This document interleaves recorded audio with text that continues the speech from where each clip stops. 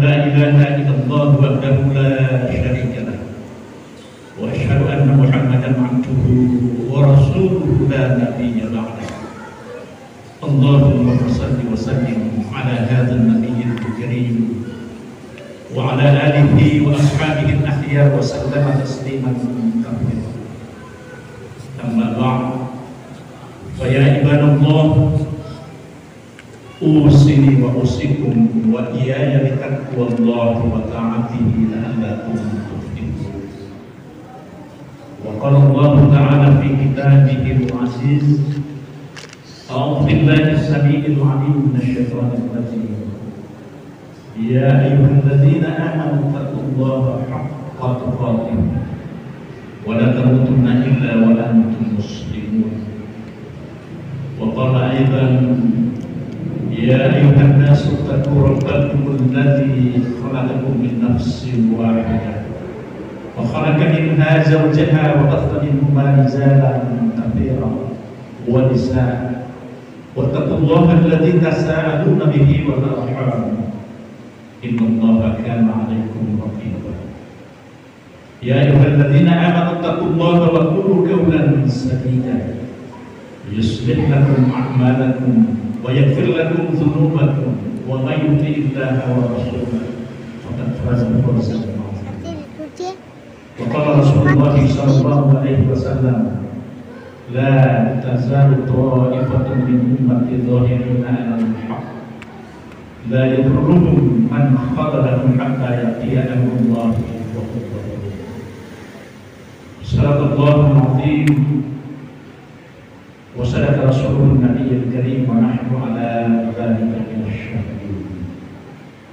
Masyarakat muslimin, sidang Jumat dambaan sekalian umat yang semoga senantiasa dirahmati oleh Allah Subhanahu wa taala. Alhamdulillah, puji dan syukur semata-mata milik Allah yang telah melimpahkan rahmat dan kasih sayang sehingga mendorong kita meluangkan waktu meringankan langkah datang untuk memenuhi panggilan Allah Subhanahu wa taala menunaikan ibadah salat Jumat secara berjamaah di hari ini. Mudah-mudahan ibadah Jumat yang sedang kita tunaikan ini semata-mata kita tujukan hanya beribadah kepada Allah Subhanahu wa taala, mengharapkan pahala dari Allah dan Allah memberikan balasan dan pahala yang berlipat ganda, yang dampaknya insya Allah mendatangkan kebahagiaan di dunia menjadi hidayah bagi kita sampai kita bertemu dengan Allah nanti, dan perjumpaan kita dengan Allah merupakan perjumpaan yang bersama. Salawat dan salam semoga Allah limpahkan pada baginda Nabi besar Muhammad sallallahu alaihi wasallam yang dengan risalahnya menjadi wasilah bagi kita memilih Islam sebagai agama. Karena itu kita senantiasa menghidupkan sunnahnya, melaksanakan ajarannya, membela, memperjuangkan, bahkan konsisten mengikuti sunnah Rasulullah SAW tanpa kita campuri dengan pemikiran dan hawa nafsu kita dalam situasi dan kondisi yang bagaimanapun.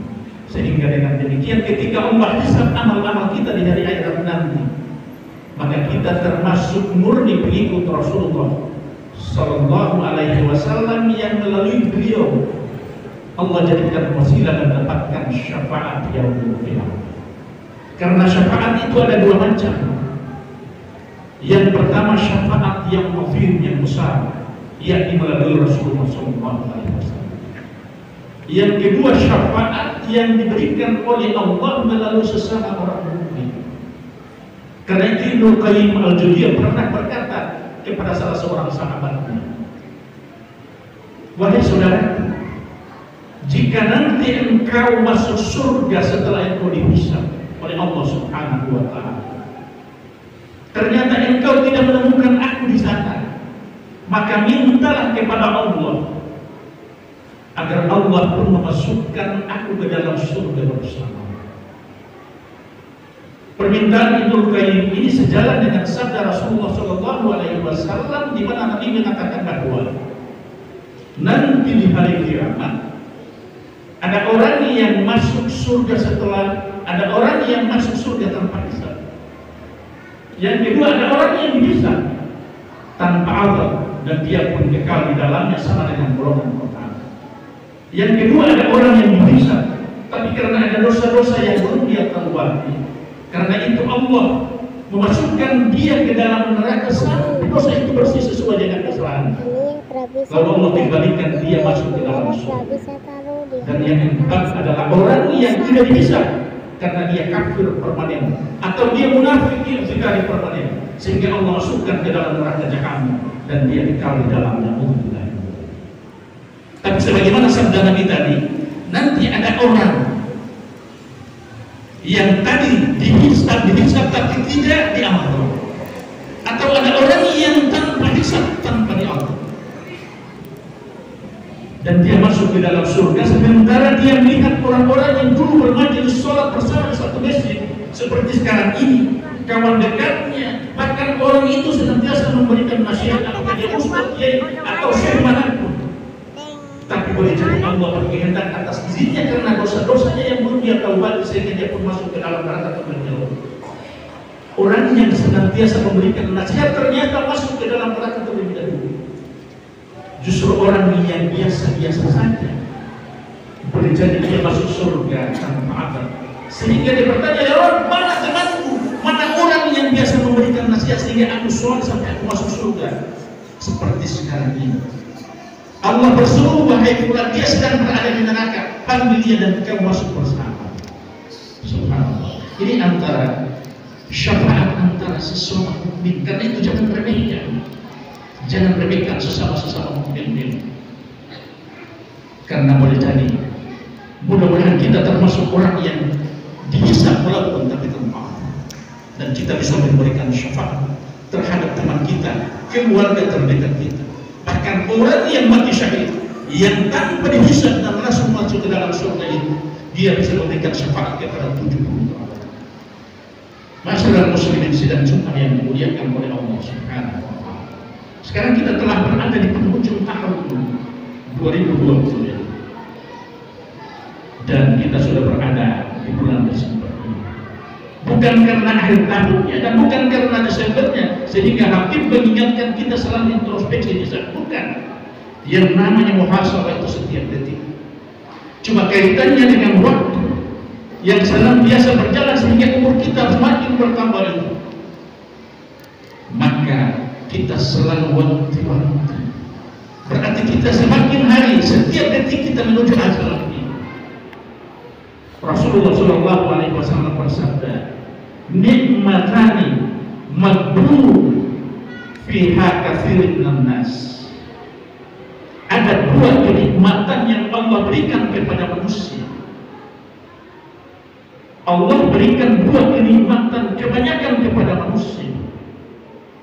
Kata Nabi, as-sihhah wal farah, yakni kesehatan dan waktu luang. Dua nikmat ini, ada orang yang sehat dan waktunya luang, sehingga dia berpacu dengan kesehatan dan potensi yang Allah berikan pada dirinya. Dia mencari nafkah banting tulang peras keringat, ingin memenuhi kebutuhan hidupnya, dan itu yang dianjurkan oleh Allah Subhanahu wa taala. Dan Allah pun memberikan kesehatan kepadanya, sehingga dengan kesehatan yang Allah berikan itu setelah dia mencari nafkah untuk memenuhi kebutuhan hidupnya, dia pun kembali memenuhi hak-hak Allah ketika Allah menyeru, hayya 'alas shalah, hayya 'alal falah. Segera dia tinggalkan apapun kesibukannya, betapapun sulitnya hidup, apakah dia sedang senang susah, tidak hari itu tidak makan atau tidak, dia segera memenuhi panggilan Allah Subhanahu wa taala. Karena makan atau tidak, banyak uang atau tidak, itu urusan dunia. Terkait dengan hak Allah yang sudah menghidupkan kita itu jauh lebih hebat, jauh lebih besar nikmatnya. Karena itu kesempatan yang Allah berikan untuk mendulang amal saleh sebanyak-banyaknya. Banyak orang yang hanya melihat susahnya, tapi dia tidak melihat bagaimana Allah ciptakan dan hidupkan sebagai makhluk terhormat manusia itu. Laqad khalaqnal insana fi ahsani taqwim. Sungguh aku ciptakan, laqad Allah bersumpah, sungguh aku ciptakan manusia itu dengan sebaik-baik bentuk. Tsumma radadnahu fi asfal safilin. Kemudian dia mengembalikan dirinya kepada derajat yang terendah karena fungsi kehalifahannya sebagai manusia yang terhormat yang sengaja Allah ciptakan agar dia beramal di dunia ini. Dia hanya orientasi hidupnya memenuhi syahwatnya sehingga dia melihat satu nikmat hanya dari satu sisi, sehingga dia tidak bersyukur. Bagaimana dengan orang yang diberikan kesehatan, nikmat hidup yang cukup, dia tidak perlu lagi berpikir banyak karena tercukupi kebutuhan itu. Sementara Allah memanggil menyuruh untuk beribadah, sholat misalnya, haji misalnya, puasa misalnya, bersedekah misalnya, atau dia menyuruh manusia amar ma'ruf nahi munkar, itu dia tidak tunaikan. Ataupun kalau ibadah dia sibuk sendiri, dia membiarkan orang lain hidup dalam kesesatan. Semuanya itu akan ditanya oleh Allah. Allah beri ilmu, Allah tanya. Dalam hadis lain disebutkan oleh Rasulullah SAW, iktanim khamsan kamu khamsan. Pergunakan 5 kesempatan sebelum datang 5 kesempitan. Subhanallah. Pergunakan 5 perkara sebelum datang 5 perkara yang lain. Apa kata Nabi yang pertama? Syababaka qabla haramik. Masa mudamu sebelum datang masa tua. Kenapa Nabi menyebutkan masa muda di nomor wahyu? Karena masa muda adalah masa yang produktif. Masa muda biasanya masa yang cukup panjang. Walaupun orang meninggal bukan karena usia tua. Banyak bayi yang lahir langsung meninggal. Bahkan dalam kandungan ibunya dia meninggal. Tapi pada umumnya orang itu tua karena dia muda. Dan Rasulullah SAW sangat memperhatikan anak muda itu, sehingga beliau mengatakan masa mudaku sebelum datang masa tua. Karena waktu itu berjalan begitu cepat. Kayaknya baru kemarin saya jadi anak muda, sekarang sudah 50-60 tahun, sekarang sudah 70 tahun, tidak terasa. Padahal belum lama saya merasakan bahwa ini anak muda. Sampai Nabi mengatakan warajulun qalbuhu mu'allaqun bil masajid. Anak muda yang hatinya selalu terpaut dengan masjid. Allah dan Rasul tidak menyebutkan orang tua. Anak muda yang hatinya selalu terpaut dengan masjid. Wasyabun nasya'a fi ibadatillah azza wa jalla. Anak muda yang gejolak syahwatnya menggebu-gebu, tapi semua dia tinggalkan dalam rangka dia mencintai Allah Subhanahu wa ta'ala. Anak muda seperti ini yang bakal mendapatkan naungan di hari kiamat. Masyarakat muslim di sidang Jumat rahimahullah, sehingga Nabi mengatakan wasyabun nasya'a fi ibadatillah azza wa jalla. Syababaka qabla haramik. Masa mudamu sebelum datang masa tua.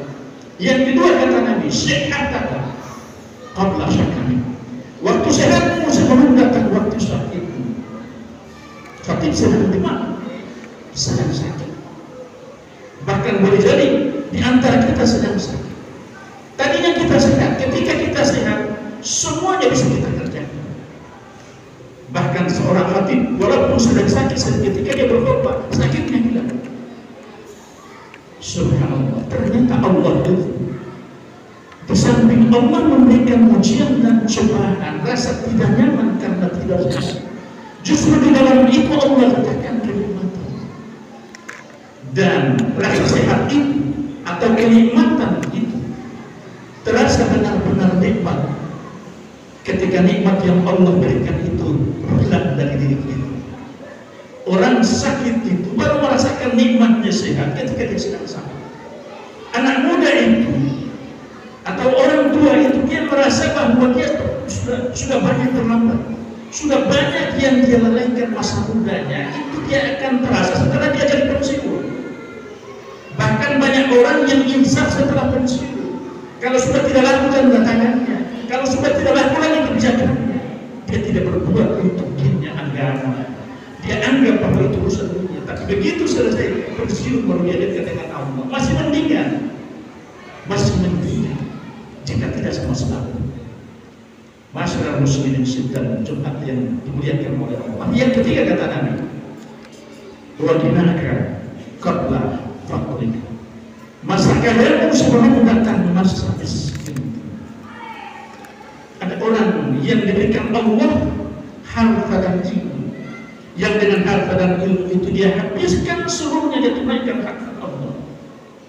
Hartanya dia dermakan, dia itu timbul di hatinya dua penyesalan yang tiada tara. Dia begitu menyesal ketika sakaratul maut itu. Penyesalan yang pertama bagi orang yang baik, dia menyesal karena kebaikannya tidak bertambah. Tapi bagi orang yang tidak meninggalkan keburukan sampai ajal menjemputnya, lebih menyesal lagi karena keburukannya dia tidak tinggalkan. Subhanallah, kalau orang yang baik saja merasa menyesal, bagaimana dengan orang yang selama hidupnya lalai tidak pernah beribadah? Yang kedua kata Nabi, dia menyesal ketika dihisab amalnya oleh Allah Subhanahu wa ta'ala. Banyak orang yang bangkrut ketika dihisab amal. Bangkrut amalnya boleh jadi karena amal yang dia lakukan itu ria. Ria itu dalam bahasa Arab rola, ingin dilihat.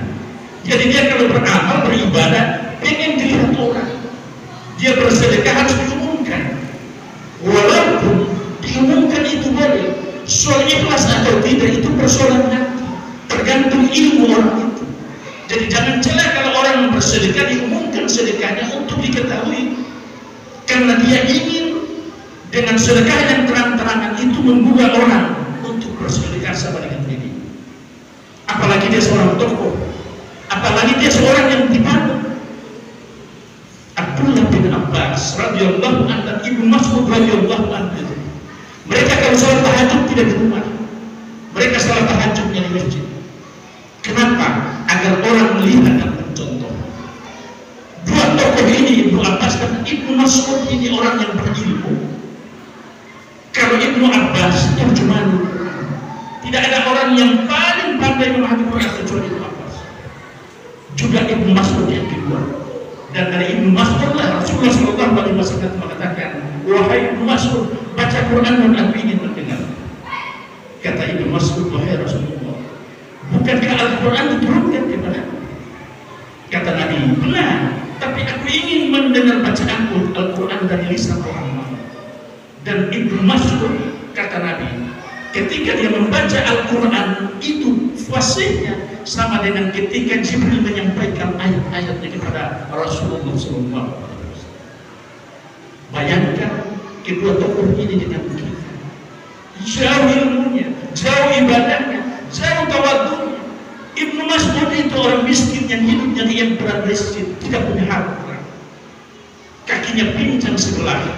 Tapi kata Nabi, jika ditimbang kaki pincangnya Ibnu Mas'ud itu bisa menutupi dosa-dosa kaum muslimin itu. Subhanallah. Dan yang terakhir karena waktu yang singkat, hayataka qabla mautik, masa hidupmu sebelum datang kematian. Bukankah setiap hari, bahkan sekarang ini sudah ada medsos, hampir tiap hari kita buka Facebook, ada saja inna lillahi wa inna ilaihi raji'un. Setiap hari orang meninggal, dan setiap hari penuh itu rumah sakit, bahkan tidak kebagian tempat. Sehingga Nabi mengingatkan, masa hidupmu sebelum matimu.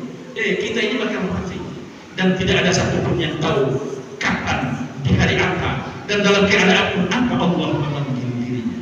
Sehingga kita hanya bisa berusaha, kita hanya bisa beramal dengan ibadah dan amal yang terbaik. Yang terakhir, kutip kisah seorang ulama namanya Hatim Al-Basri. Ketika ditanyakan kepada beliau, bagaimana kualitas dan kuantitas salatmu? Kalau bahasa kita, bagaimana kalau engkau mengerjakan salat, dan bagaimana engkau dalam salat itu bisa khusyuk? Seperti apa kualitasnya? Hatim Al-Basri mengatakan, ketika tiba waktu salat, aku mengambil air wudu dengan sesempurna mungkin. Ingat, sesempurna mungkin. Kemudian setelah itu, aku datangi tempat sholat, Lalu ketika aku berada di tempat sholat, aku duduk diam sampai seluruh pikiran dan badanku tenang, tidak terburu-buru, tenang hati pikiran, faham bahwa saya sedang sholat, sholat apa yang saya lakukan.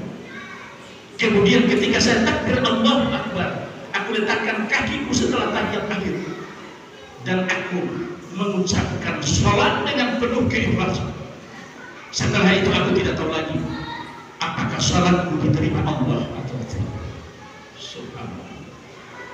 Sholat seikhlas itu, sehusyuk itu, sebaik mungkin itu, dia masih memandang khawatir, hatinya cemas, apakah sholat saya diterima Allah atau tidak.